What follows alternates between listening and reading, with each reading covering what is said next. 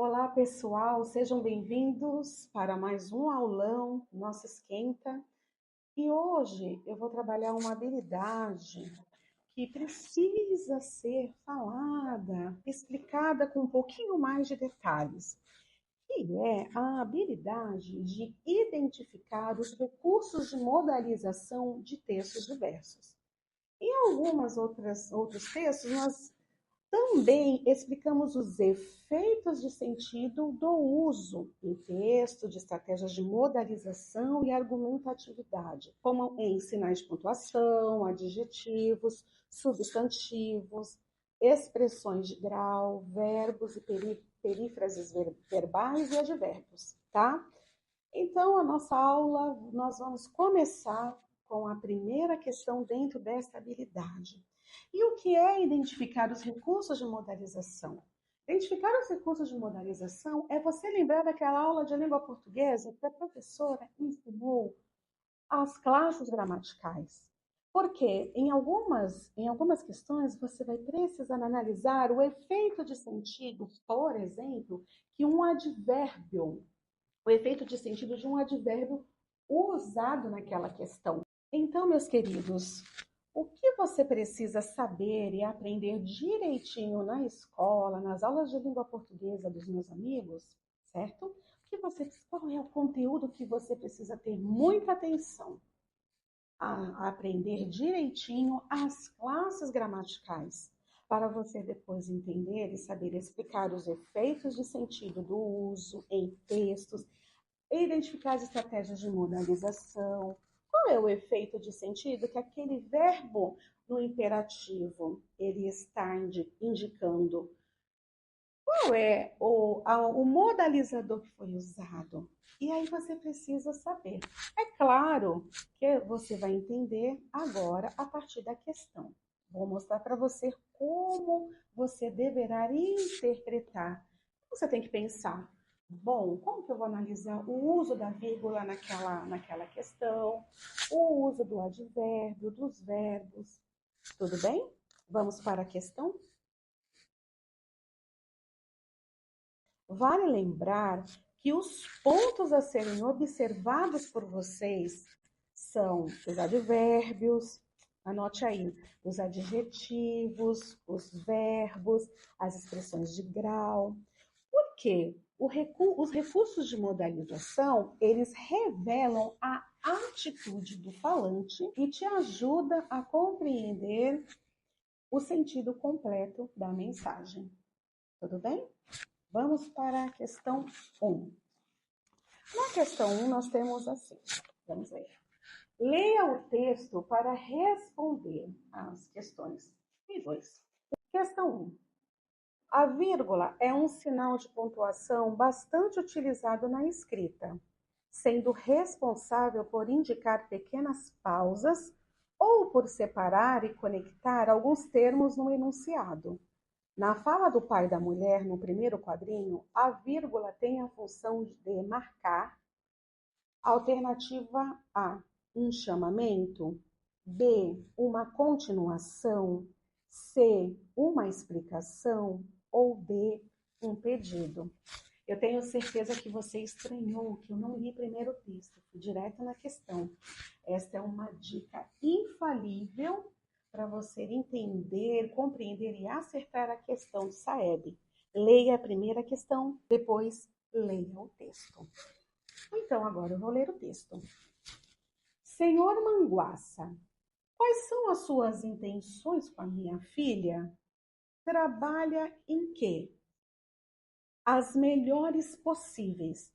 Sou funcionário do Silvio Santos. Ah, bom, trabalha no SBT, é? Não, eu venho do Jequiti. Quer dar uma olhada nos perfumes? Agora, o que você vai fazer?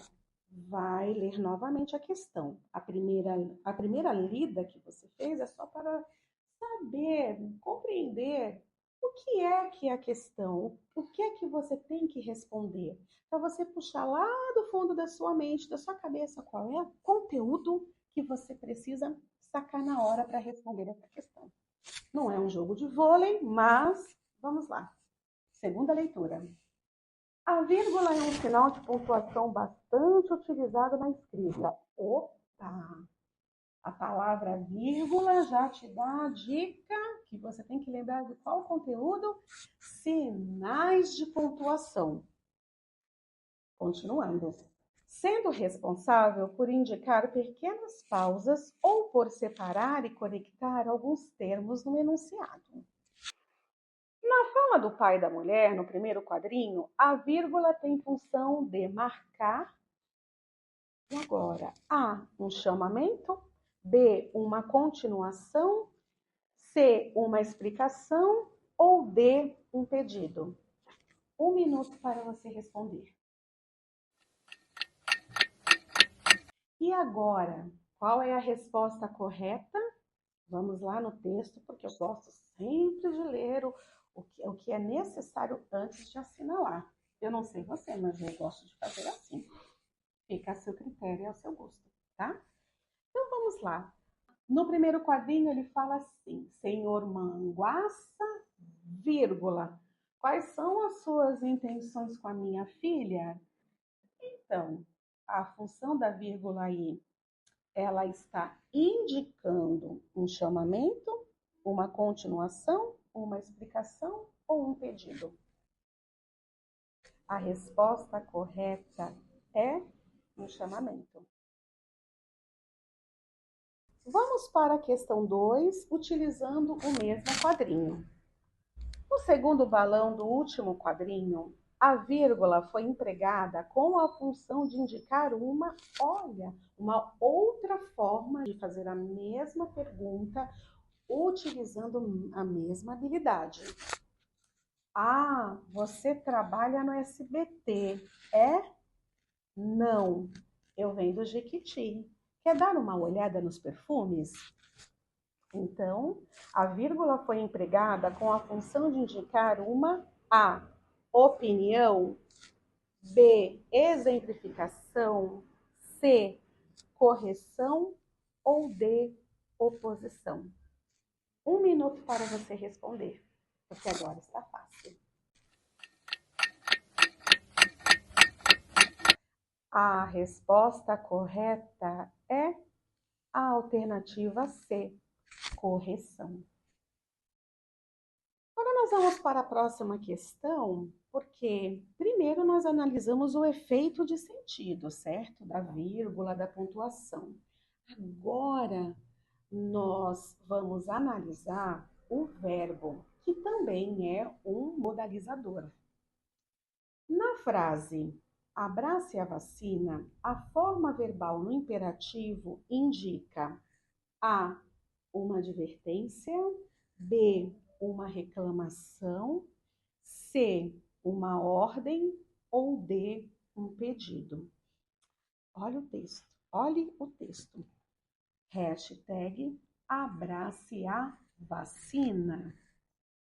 E agora, professora, o que eu tenho que fazer? Como eu responderei esta questão? Simples. Ele quer que você analise a forma verbal no imperativo. Ele quer que você coloque os olhos na classe gramatical mais usada por nós durante o dia, o verbo. Sem verbo não tem ação, não tem estado ou não tem fenômeno da natureza, dependendo do contexto que ele é usado.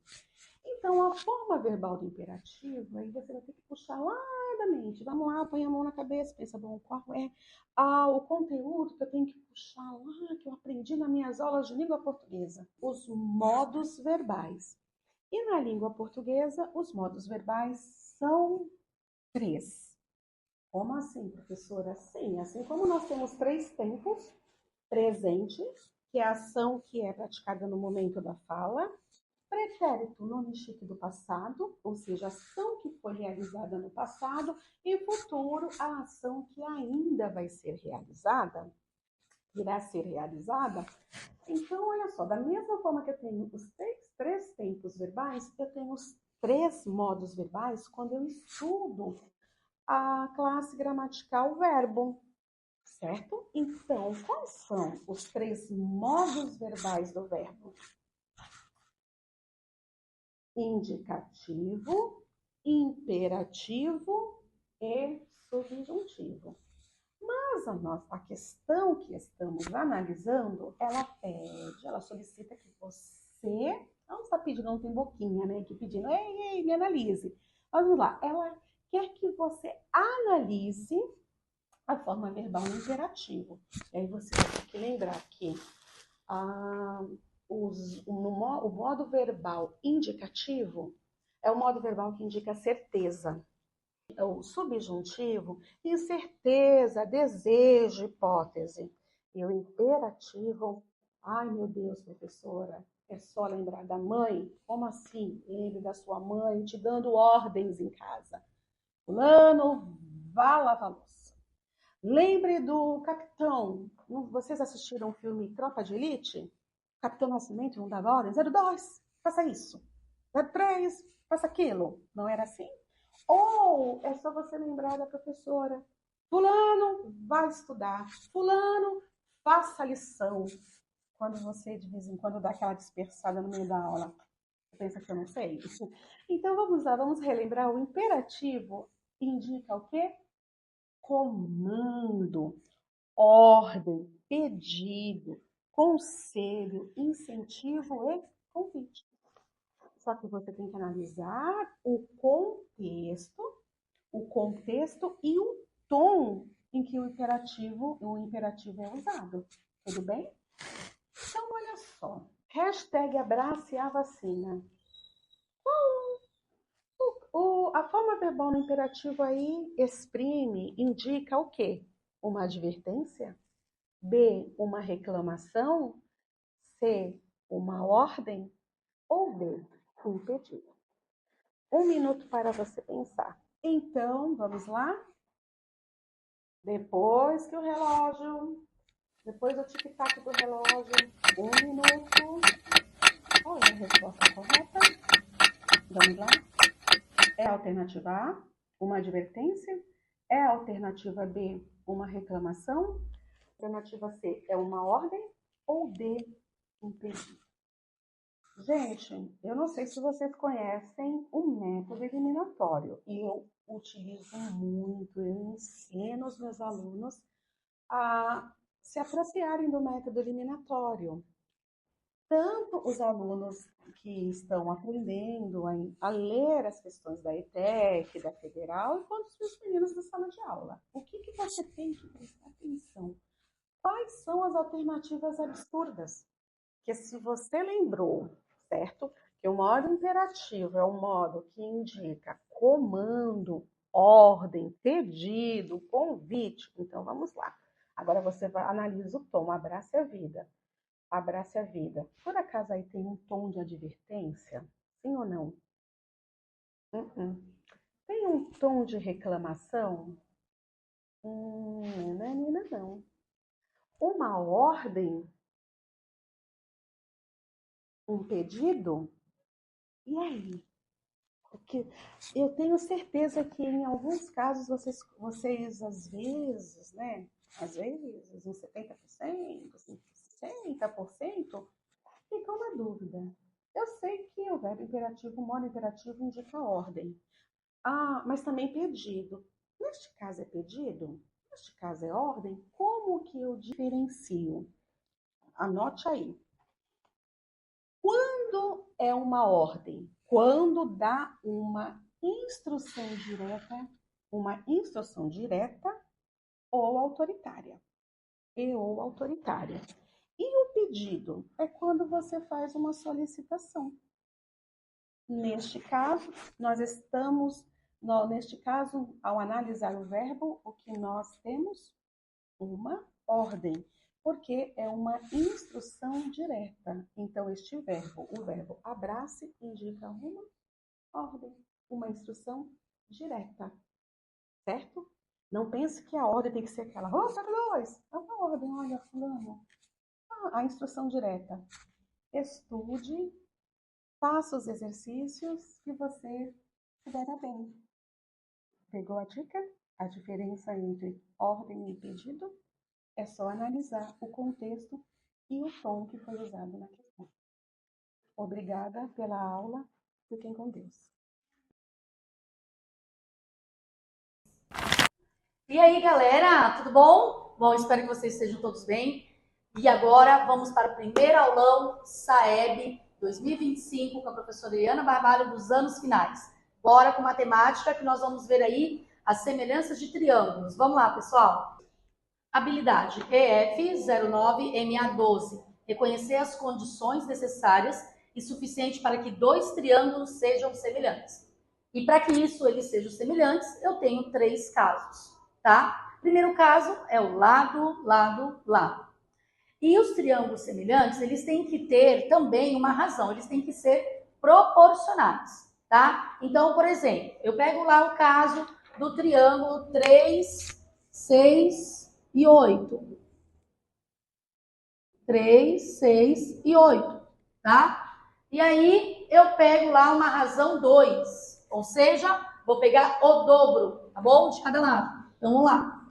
Próximo triângulo, então eu vou ter aqui 6, 12 e 16. Vamos utilizar centímetro, ok? Vamos lá. Então, logo, este triângulo é um caso LLL, porque nós temos os três lados, tá joia? Eles são lados congruentes, são lados proporcionais. Então, lado, lado e lado, tá? Então, este aqui é o primeiro caso aí de semelhança de triângulo. Agora, vamos para o nosso segundo caso, tá? De semelhança de triângulo, que é o ângulo, ângulo, ok? Ângulo, ângulo. Esse aqui é simples, tá? Nós temos dois triângulos, tá? Então, este lado é proporcional a este, assim como este também é, e esse com esse, tá? Eu garanto aqui que nós temos a segunda semelhança, que é ângulo, ângulo, tá? Por isso que é A, ângulo, ângulo. Ah, sim, nunca podemos esquecer, tá? Que nós temos um ponto. Esses pontos eu chamo de ponto. É claro que nos sólidos geométricos a gente chama isso de vértices, mas como nós estamos falando de figuras planas, eu relaciono com ponto, tá?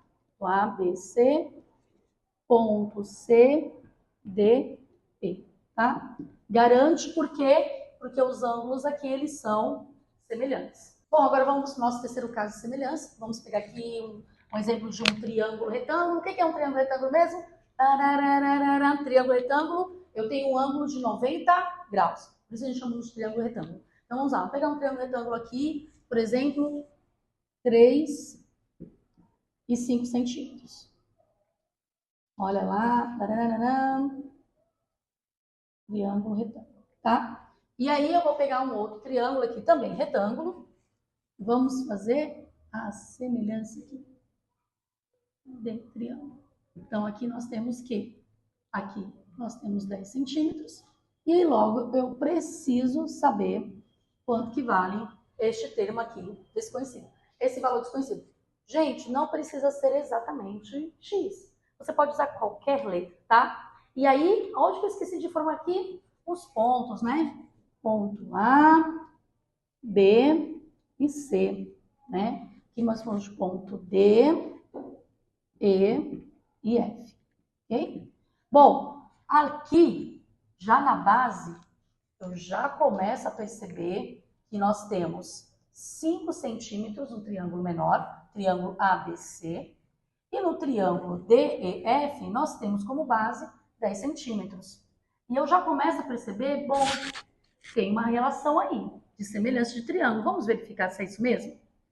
Se eu já olhar de cara assim, eu posso dizer que a semelhança de triângulo aí é lado, ângulo, lado. Ok? Mas vamos fazer essa verificação usando a razão. Ok? Vamos lá. Eu faço o quê? Faço 3 está para x e 5 está para 10. Mas espera aí, professora, eu também posso fazer razão de semelhança ao contrário? Claro que pode. Eu posso fazer 10 está para 5, assim como x está para 3. E aí, fica ao gosto do freguês, ok? Eu vou pegar, então, do menor para o maior. Então, faço lá. 5 está para 10, assim como, tá? Bom, estou pegando do menor para o maior. 3 está para x. Tá? Bom, com certeza vocês aprenderam aí como se faz, como se resolve. Eu vou fazer as multiplicações pelas diagonais, ou regra de 3 simples, ou multiplicar em cruz, faço este vezes esse e esse vezes esse. Tá? Então, nós vamos ter 5 vezes x, 5x, e isso é igual a quê? 10 vezes 3. Parará, parará. Quanto que é 10 vezes 3? 30. Então, nós temos que x é igual a 30. Bom, operação inversa da multiplicação, divisão, ou nós vamos fazer o quê? Dividir nos dois membros por 5, ok? Então, x é igual a 30 dividido por 5. Logo, 30 dividido por 5 é igual a 6 centímetros. Opa, uhul! Tá? Então, esse caso aqui é o caso lado, ângulo, lado. Eles são proporcionais. Ah, professor, mas espera aí. A senhora falou que a gente pode fazer a relação do menor para o maior, mas também posso fazer do maior para o menor. Bom, galera, façam aí com os professores de vocês. Façam então o contrário, faça do maior para o menor, tá bom? Espero que vocês tenham gostado dessas dicas e agora vamos para os nossos exercícios. Bom, galera, agora é com vocês. Vocês também podem fazer essa razão de semelhança do maior para o menor, junto com o professor de vocês. Então, venham comigo que agora nós vamos para uma situação problema. Venham lá. Observe atentamente os triângulos ABC e DEF, representados na figura seguinte. Estes triângulos foram construídos de maneira que o segmento DE é igual a 2 vezes o segmento AB. O segmento DF é igual a 2 vezes o segmento AC. E segmento EF é igual a 2 vezes o segmento BC. Vocês podem perceber que o último segmento, tá? Eu falei EF, eu também posso ler como EF, como FE, tá? Todos os segmentos de reta eu posso fazer isso. Por exemplo, no primeiro segmento lá que nós temos 2 vezes o segmento AB, nós também podemos ler como segmento BA, tá? Considerando essa informação, podemos afirmar que ABC e DEF são triângulos semelhantes. Por quê? Então, ele está afirmando ali que eles são semelhantes. Mas por quê? Qual é a condição de semelhança aí nesse caso? Vamos para as afirmações. Letra A. As medidas dos lados do triângulo ABC são proporcionais às medidas dos lados dos triângulos DEF. Alternativa B. Nenhuma dos dois triângulos possui um de seus ângulos internos igual a um ângulo reto. Letra C. A medida da área do triângulo DEF é 4 vezes maior que a medida da área do triângulo ABC. A medida do perímetro do triângulo DEF é o dobro da medida do perímetro do triângulo ABC. Bom, qual a alternativa correta? A alternativa correta aí nós temos a alternativa A. As medidas dos lados dos triângulos ABC são proporcionais às medidas dos lados do triângulo DEF. Porque eles falam 2 vezes, ou dobro, tá? Então, por exemplo, lá, o segmento DE é igual a 2 vezes o segmento AB. Então, eles são segmentos proporcionais, tá? Por que que não pode ser a alternativa B? Ele fala o seguinte: nenhum dos triângulos possui um dos seus ângulos internos igual a um ângulo reto, tá? Nos casos de semelhança de triângulo, ele não é válido só para os triângulos de ângulo reto, bom? Então, posso ter um triângulo com ângulos agudos e eles serem semelhantes. Letra C. A medida da área do triângulo DEF é 4 vezes maior que a medida da área do triângulo ABC. Bom, no momento algum ele dá o valor desse segmento. Então, nem tem como a gente verificar se eles são ou não um dobro do outro. E a letra D. A medida do perímetro do triângulo DEF é o dobro da medida do perímetro do triângulo ABC. Não dá para garantir porque nós não temos os valores desses lados. Bom, pessoal, espero que vocês tenham gostado desse nosso primeiro aulão aí de matemática, os anos finais. Me despeço aqui, espero que vocês tenham gostado e até a próxima, tá bom? Bora lá, Saeb, vamos pra cima!